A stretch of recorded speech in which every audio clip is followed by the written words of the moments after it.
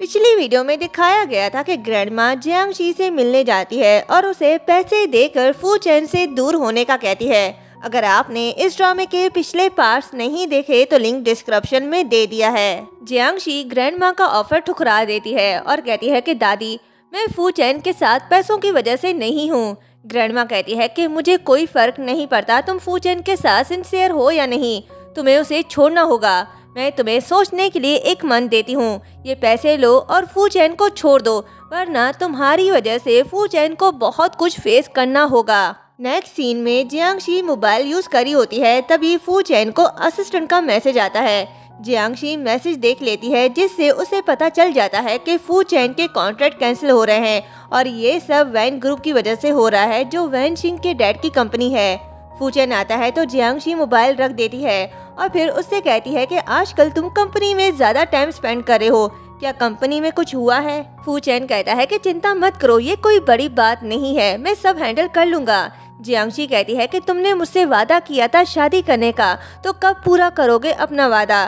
फू चैन कहता है कि तुम चाहो तो अभी कर लेते हैं शादी, मैं बहुत जल्द ही पूरी दुनिया के सामने तुम्हें अपनी वाइफ बनाऊंगा। ये सुनकर जियांगशी खुश होती है। उसके बाद फू चैन कंपनी के प्रॉब्लम सॉल्व करने में लग जाता है, जो ग्रैंडमा जानबूझकर क्रिएट करी होती है ताकि फू चैन प्रेशर में आकर जियांगशी को छोड़ दे और वैनशिंग से शादी कर ले। फू चैन जानता है कि ये सारा किया धरा ग्रैंडमा का है, इसलिए वो इस प्रॉब्लम को अपने तरीके से हल करने की कोशिश में लग जाता है। नेक्स्ट सीन फू चैन और जियांगशी का वेडिंग डे दिखाया जाता है। फू चैन सबके सामने जियांगशी को अपनी वाइफ बना लेता है। जियांगशी भी बहुत खुश होती है, पर ये खुशी सिर्फ कुछ पल की ही है। शादी करने के बाद दोनों ड्रिंक पीने लगते हैं, पर उन्हें पता नहीं होता कि उनके ड्रिंक में ड्रग मिला हुआ है। वो सभी गेस्ट के पास जाते हैं और ड्रिंक पीने लगते हैं। दोनों को खुश देखकर वैनशिंग और ग्रैंडमा खुश नहीं होती। ड्रिंक करने की वजह से जियांगशी को चक्कर आने लगते हैं, इसलिए वो ज्यादा नहीं पीती और बैठ जाती है। तभी वैनशिंग उसके पास आती है और कहती है कि मुझे लगा कि तुम समझदार हो, फू चैन को छोड़ दोगी, लेकिन मुझे तुमसे इतनी बेशर्मी की उम्मीद नहीं थी। जियांगशी कहती है कि तुम शायद नहीं जानती कि हम दोनों ने एक साथ कितना कुछ सहा है, हम अभी अभी एक साथ हुए हैं। ये कैसे हो सकता है कि तुम्हारे कहने पर मैं उसे छोड़ दूं? ऐसा कभी नहीं होगा। वैनशिंग कहती है कि क्या तुम जानती हो तुम्हारी वजह से उसे कंपनी में कितना कुछ फेस करना पड़ा है। तभी ग्रैंडमा आती है और वैनशिंग से कहती है कि पार्टी खत्म हो गई है, चलो चलते हैं। दोनों साथ चले जाते हैं। जियांगशी फू चैन का इंतजार करी होती है, पर फू चैन वहाँ नहीं आता तो वो एक लड़की से फू चैन के बारे में पूछती है, तो वो कहती है कि मिस्टर फू बहुत ड्रंक थे, शायद वो रूम में रेस्ट करने गए हैं। जियांगशी भी रूम में जाने लगती है। दूसरी तरफ फू चैन नशे में धुत होकर रूम में चला जाता है और बेहोश हो जाता है।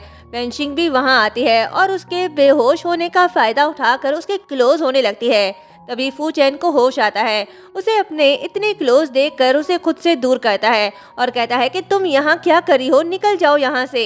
वैनशिंग झूठ बोलने लगती है कि तुम खुद ही मुझे यहाँ लेकर आए हो और मुझे अपने क्लोज भी आने दिया, अब तुम मेरे साथ ये सब क्यों करे हो? ये सुनकर फू चैन घबराने लगता है और वहाँ से जाने लगता है। तभी जियांगशी वहाँ आती है और दोनों को ऐसी हालत में देखकर गलत ही समझने लग जाती है। फू चैन जियांगशी को समझाने लगता है कि तुम जैसा समझ रही हो वैसा कुछ नहीं है, मुझे एक्सप्लेन करने का मौका दो। जियांगशी कहती है कि तुम मुझे क्या एक्सप्लेन करोगे, मैंने सब कुछ अपनी आंखों से देख लिया है। तुमने मुझे शादी के दिन धोखा दिया, ऐसा क्यों किया मेरे साथ? फू चैन जियांगशी से कुछ कहने ही वाला होता है, तभी वैनशिंग कहती है कि जियांगशी तुम फू चैन को ब्लेम मत दो, ये मेरी गलती है, मैं एक पल के लिए पागल हो गई थी। फू चैन उससे कहता है कि बकवास बंद करो, हमारे बीच ऐसा कुछ नहीं हुआ, चली जाओ यहाँ से। वैनशिंग वहाँ से चली जाती है। जियांगशी कहती है कि अब तुम क्या कहोगे? फू चैन उसे समझाने लगता है कि मैं खुद परेशान हूँ कि मैं यहाँ कैसे आया, मुझे कुछ भी नहीं याद कि मेरे साथ क्या हुआ, मेरी बात पर यकीन करो, मैंने तुम्हें धोखा नहीं दिया। पर जियांगशी उससे दूर होती है और कहती है कि फू चैन आज हमारा वेडिंग डे था, तुम ऐसा कैसे कर सकते हो? फू चैन कहता है कि जियांगशी हम दोनों के बीच ऐसा कुछ नहीं हुआ, यकीन करो मेरी बात का। जियांगशी कहती है कि मैं तुमसे अब कुछ सुनना नहीं चाहती। ये कहते ही वो जाने लगती है। फू चैन उसे रोकता है तो जियांगशी कहती है कि फू चैन चलो डिवोर्स लेते हैं। नेक्स्ट सीन में जियांगशी ग्रैंडमा के पास जाती है, जहां ये पता चलता है कि जियांगशी को पता था कि फू चेन ने उसे धोखा नहीं दिया। उसने जानबूझकर उन सब बातों पर यकीन कर लिया ताकि वो फू चेन से दूर जा पाए। वो इसलिए क्योंकि वो फू चेन के लिए और प्रॉब्लम्स बढ़ाना नहीं चाहती थी। वो ग्रैंडमा से कहती है कि जैसा आपने कहा था मैंने वैसा ही किया, आपके दिखाए हुए ड्रामे पर यकीन भी कर लिया और डिवोर्स पेपर पर साइन भी कर दिया, तो अब आप फू चेन को परेशान करना बंद कर दो। ग्रैंडमा कहती है कि मैं जानती थी तुम समझदार हो। ये कहते ही वो उसे क्रेडिट कार्ड देती है और कहती है कि ये लो पैसे और फू चेन से दूर चली जाओ, तुम्हें उसे फिर से मिलने की इजाजत नहीं। जियांगशी कहती है ठीक है, आपने मुझसे जो वादा किया था उसे भूलना मत। ग्रैंडमा कहती है कि तुम्हारा प्यार सच में कमजोर निकला।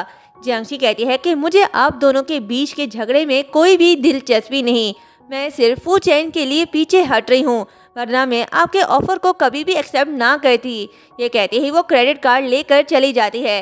तो ग्रैंडमा कहती है कि जब फू चेन को पता चलेगा कि तुम कैसी लड़की हो तो वो तुम्हें देखना भी पसंद नहीं करेगा।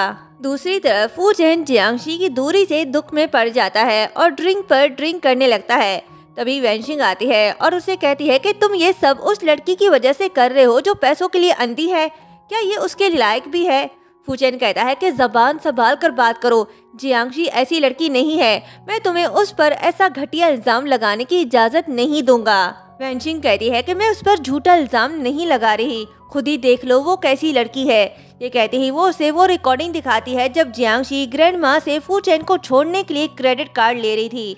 वीडियो देखकर फू चेन शॉक्ड हो जाता है, पर उसे यकीन नहीं आता। वो वैनशिंग से कहता है कि तुम्हें ये वीडियो कहाँ से मिली? ऐसा नहीं हो सकता, जियांगशी ऐसी नहीं है, जरूर तुमने ये वीडियो फेक बनाई होगी।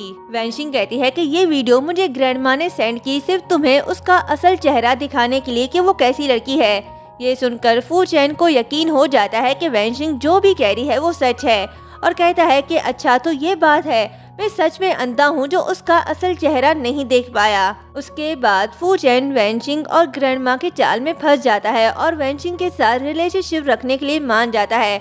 मिस्टर वैन भी अपनी बेटी को खुश देखकर फू चेन की कंपनी के साथ कॉन्ट्रैक्ट करने के लिए मान जाते हैं और कहता है कि वैनशिंग अभी छोटी है, उसे कंपनी के मैनेजमेंट सिखा दो। फू चेन कहता है कि अंकल आप फिक्र ना करें, मैं वैनशिंग को सब कुछ सिखा दूंगा। फू चेन के बोलने के अंदाज से ऐसा लग रहा है कि वो वैनशिंग के चाल से वाकिफ है। अब देखना होगा कि फू चेन ये सब ड्रामा कर रहा है या वो सच में जियांगशी से दूर हो गया है। खैर, मिस्टर वैन कहता है कि मुझे यकीन है कि तुम वैनशिंग से बहुत जल्द ही शादी करोगे। फू चेन कहता है कि अंकल मेरे और जियांगशी के डिवोर्स को ज्यादा दिन नहीं गुजरे, मैं नहीं चाहता कि कोई वैनशिंग पर उंगली उठाए, इसलिए हमें कुछ दिन और इंतजार करना होगा। जियांगशी अपना चेकअप करवाने हॉस्पिटल जाती है, जहां ये पता चलता है कि जियांगशी प्रेग्नेंट है और ये बात उसके अलावा किसी को पता नहीं। डॉक्टर उससे कहता है कि बेबी ठीक है और तुम्हें अपना अच्छे से ख्याल रखना होगा, तुम्हारी बॉडी बहुत वीक है, अगर तुम सच में इस बच्चे को जन्म देना चाहती हो तो तुम्हें बहुत तकलीफ सहनी होगी। जियांगशी कहती है कि चाहे कुछ भी हो मैं इस बेबी को बर्थ दूंगी और अपना अच्छे से ख्याल रखूंगी। ये कहते ही वो चली जाती है। नेक्स्ट सीन में असिस्टेंट फू चेन से कहता है कि बॉस मैंने पता करवाया है कि कार एक्सीडेंट वैन फैमिली और आपकी दादी ने करवाया था आपकी मॉम को मारने के लिए, पर अनफॉर्चुनेटली आपके डैड भी उस कार में थे।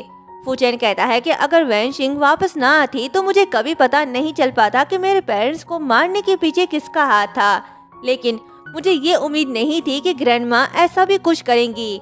अब वक्त आ गया है उनसे बदला लेने का, मैं वैन फैमिली से सब कुछ छीन लूंगा। उसके बाद फू चेन जियांगशी के पास जाता है और यहीं पर यह पार्ट एंड होता है।